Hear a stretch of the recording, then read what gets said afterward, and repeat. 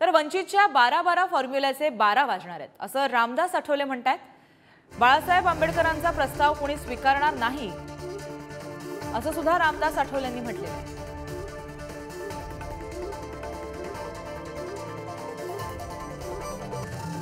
तर वंचितच्या 12-12 फॉर्म्युल्याचे 12 वाजणार असं मोठं वक्तव्य रामदास आठवलेंचं समोर येत आहे। बाळासाहेब आंबेडकरांचा प्रस्ताव कोणी स्वीकारणार नाही असं सुद्धा रामदास आठवले म्हणतात।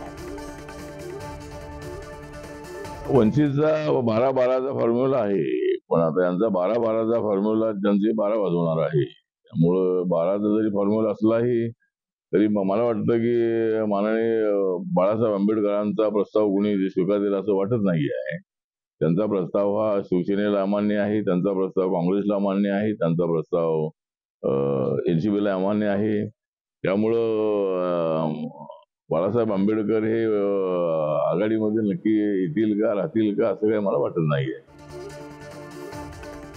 तर बाळासाहेब आंबेडकरांचा प्रस्ताव मान्य करणार नाही, स्वीकारला जाणार नाही असं रामदास आठवले म्हणतात। वंचितच्या 12-12 फॉर्म्युल्याचे 12 वाजणार असं सुद्धा रामदास आठवले म्हणाले।